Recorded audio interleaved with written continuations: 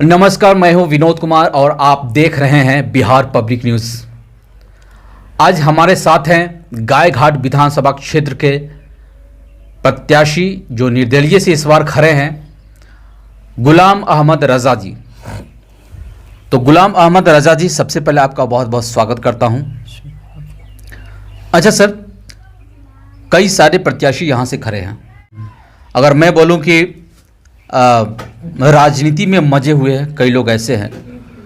चूँकि आप निर्दलीय से खड़ा हुए हैं, तो आपको क्या लग रहा है कि इन लोगों की टक्कर में आप कितना लोगों को टक्कर दे पाएंगे? देखिए, सबसे पहले आपके news channel BPN news channel को हम बधाई देना चाहते हैं कि आप टाइम निकाल के मेरे पास आए। देखिए, सभी महारथी मैदान में हैं, इससे कोई इनकार नहीं कर सकता है। और चुनाव मैदान में सब अपनी तैयारी के साथ आता है, हार जीत मैदान में ही होती है। अब हारना और जीतना ये जिसके नसीब में होगा होगा। अब यह है कि हर इंसान मजबूती के साथ जो चुनाव लड़ता है, चाहे निर्दलीय हो चाहे किसी भी राजनीतिक पार्टी से आता हो, वो मजबूती के साथ मैदान में आता है। और हार जीत का जो सवाल है या निर्दलीय की जो बात है, जो बहुत सारे लोगों के ध्यान में रहता है कि निर्दलीय प्रत्याशी है तो हो सकता है निर्दलीय प्रत्याशी की जीत न हो, लेकिन ऐसा कुछ नहीं है। इससे पहले भी बहुत जगह आप देखे हैं कि राजनीतिक पार्टी से जो कैंडिडेट होते हैं वो चुनाव हार जाते हैं और जो निर्दलीय होते हैं वो चुनाव जीत जाते हैं। तो जनता का सपोर्ट जिसको मिलेगा वो जीतेगा, जिसको सपोर्ट नहीं मिलेगा वो हारेगा।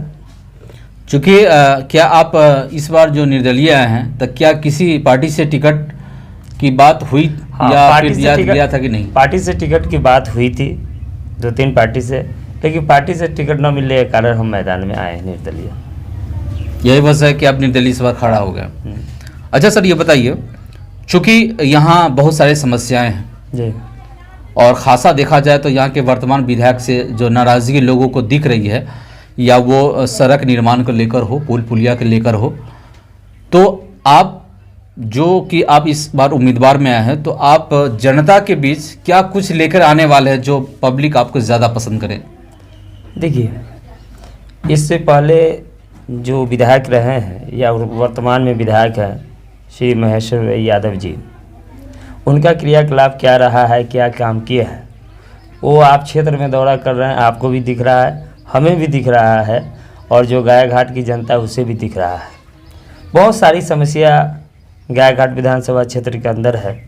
गरीबों की परेशानी है, बहुत सारे लोगों के साथ जो है ये क्या कहते हैं राशन कार्ड वगैरह, या जो अभी लॉकडाउन हुआ, कोरोना वायरस हुआ, इसकी वजह से बहुत सारी परेशानी हुई। दूसरी बात यह है कि कुछ जो है यह है कि यहाँ बाढ़ प्रभावित क्षेत्र भी कुछ है जहाँ पर काफ़ी परेशानी होती है। और जो बाढ़ प्रभावित क्षेत्र है उसको हम ये कह सकते हैं कि कोई जानबूझ कर बाढ़ नहीं लाता है, वो आने वाली चीज़ है, उसको आना है आ जाता है। लेकिन जो इससे प्रभावित होते हैं उनकी खबर लेना, वह स्थानीय जो विधायक थे या वर्तमान विधायक थे, उन्होंने कभी सुधि लेने का काम नहीं किया। उन्होंने सिर्फ कुछ दलालों के साथ रहने का काम किया, लेकिन जनता के बीच में जा कर के जनता की जो समस्याएं हैं उनको हल करने का काम उन्होंने नहीं किया। आज चाहे वो जितनी लंबी बात बोल रहे हो, लेकिन 5 साल पहले वही यहाँ विधायक थे, उससे 5 साल पहले जो भी हो, उससे पहले भी बहुत दिनों तक महेश्वर प्रसाद यादव जी ही थे। लेकिन आज गायघाट के अंदर जो समस्या है, आप चल के देखिए, रोड, सड़क, पुल पुलिया सब की हालत ख़राब है। बाढ़ग्रस्त होने के कारण चूँकि सड़क टूट जाती है, लेकिन सर आपके अंदर बहुत सारा फंड है जो सरकार ने फंड अलॉट किया है, उस फंड के जरिए आप करा सकते हैं, लेकिन वो नहीं कराते हैं। और न कराने के पीछे क्या रीज़न है, ये श्री महेश्वर यादव ही जान सकते हैं। अच्छा सर, एक और बात मैं जानना चाहूँगा, क्योंकि अगर हम पार्टी या दल की बात करें तो क्या किसी को चेहरे देखकर या ऐसा कोई टिकट को लेकर ये किया जाता है क्या? आपके हिसाब से क्या जो टिकट का जो समीकरण है, क्या वो जाति विशेष पर भी आता है क्या ऐसा? देखिए सर, मेन बात है कि आप जानते हैं जो भी राजनीतिक पार्टी है ज़्यादातर इस बात का ध्यान रखती है कि किस क्षेत्र में किस जाति का वोट ज़्यादा है और उसके बाद दूसरे नंबर पर किस जाति का है। तो सबसे ज़्यादा प्राथमिकता कोई भी राजनीतिक पार्टी जो है इस चीज़ को देता है कि उस क्षेत्र में किस जाति का वोट ज़्यादा है, और यही होते आ रहा है। आप चाहे जिस क्षेत्र की बात करें, आज जो यहाँ महेश्वर यादव जी को टिकट मिल रहा है बहुत दिनों से, एक मरतबा निर्दलीय भी वो प्रत्याशी बने हैं, चुनाव जीते हैं, उसके बाद लगातार उनको टिकट दिया गया है। इस बार तो उन्होंने दल भी बदल लिया, और इस बार दल भी बदला है, फिर भी उनको टिकट मिला है। तो टिकट मिलने के कारण ये है कि यहाँ यादव की संख्या है, चूँकि कुशवाहा जाति हो या भूमियार जाति हो या फिर सहनी जाति हो या मुस्लिम जाति हो, इसकी अपेक्षा जो है यादव जाति का वोट ज़्यादा है, इसलिए उनको टिकट मिला। तो यहाँ से तो अगर यादव की बात करें तो यहाँ से 2 प्रत्याशी खड़े हैं जी, ऐसा नहीं कि 2 की लड़ाई में तीसरा निकल जाए। देखिए अब दोनों मैदान में है, तीसरे भी मैदान में है। ये 31 कैंडिडेट यहाँ गाय घाट में है। अब किसके नसीब में क्या है ये तो 10 तारीख को पता चलेगा, और 10 तारीख को जब रिजल्ट आएगा तो आप देख लेंगे। अच्छा सर, चूँकि यहाँ बहुत सारे मुद्दे हैं जी, आप अगर मैं मुद्दों की बात करूं तो यहाँ की आवाम, यहाँ की जनता आपसे क्या उपेक्षा रखेंगे अगर आप यहाँ से जीत हासिल करते हैं तो? देखिए जीत हासिल करने के बाद जो आवाम की समस्या है या पब्लिक की जो समस्या है, हर मुमकिन कोशिश हम करेंगे कि जो समस्या है, चाहे छोटी सी समस्या हो या बड़ी सी परेशानी, चाहे छोटी हो या बड़ी हो, उसको किसी तरह हल किया जाए।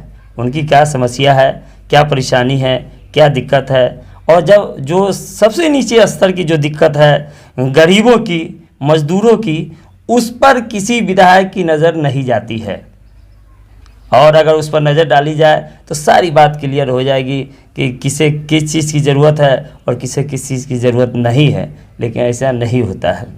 आज जो देख रहे हैं कोरोना के कारण जो हालत हुई, आज बहुत सारे गरीबों के पास राशन कार्ड नहीं है, और राशन कार्ड नहीं होने के कारण उनको राशन नहीं मिला और डीलर उन्हें नहीं देता है, जिस कारण आप बराबर अखबार में या न्यूज़ चैनल के माध्यम से जो खबर आती रहती है कि भूखमरी से मर गया।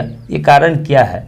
बहुत सारे लोग हैं जिनके पास राशन कार्ड नहीं है, पैसा नहीं है, वो रोज़ी रोज़गार नहीं है, तो खाएंगे कहाँ से? सरकार की जो उपलब्धि है, हम लोग खासकर हम लोग ये चूँकि जो निर्दलीय प्रत्याशी चुनाव जीतते हैं, तो जो विधानसभा स्तर की जो परेशानियां हैं उसको दूर करने का काम करता है, और निर्दलीय जब भी काम करता है बिल्कुल स्वतंत्र होकर के काम करता है।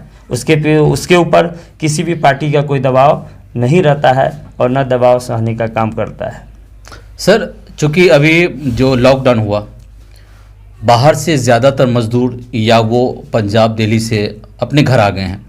अभी वर्तमान में उनकी जो सबसे बड़ी समस्या है रोज़गार को लेकर, घर में बैठे हुए, कोई रोज़गार नहीं है, बाहर जा नहीं पा रहे हैं। क्यों? क्योंकि बहुत सारी कंपनियां बंद हो गई है। बहुत सारी ऐसी कंपनियां हैं जिसमें आधे से अधिक से संख्या में मजदूरों को हटा दिया गया है। तो इस लिहाज से आपको क्या लग रहा है कि बाकी जो दल है या प्रत्याशी है, लोग उस पर विशेष फोकस नहीं कर रहे हैं? कहाँ कमी रह रही है कि ये जो कि इस पर फोकस होनी चाहिए?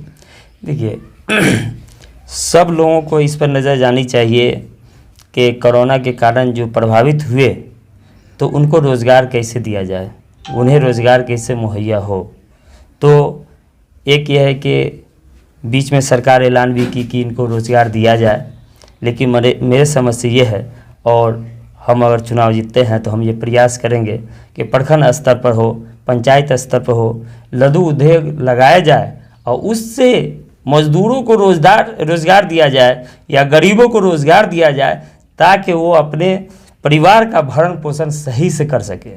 सरकार का एक स्कीम भी है जो धरातल पर सही से उतर नहीं पा रहा है, कुछ दलालों की वजह से धरातल पर नहीं उतर पा रहा है। वो आप जानते हैं कि मनरेगा का स्कीम है। मनरेगा बिल्कुल तौर पर ये गरीबों के लिए आया था, ताकि जो गरीब जो गांव में रहते हैं वो उससे रोज़गार पाए और उस रोज़गार के ज़रिए से अपने परिवार का भरण पोषण करें।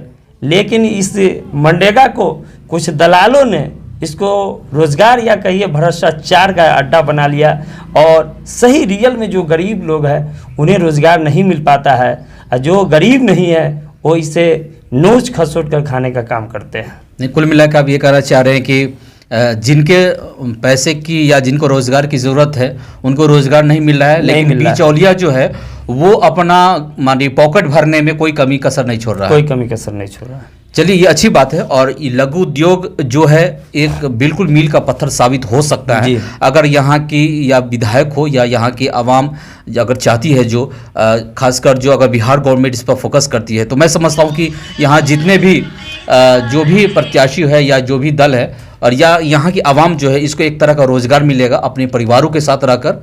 चलिए, हम अंतिम जाते जाते आपसे पूछना चाहेंगे कि आप यहाँ की आवाम से क्या कहना चाहेंगे?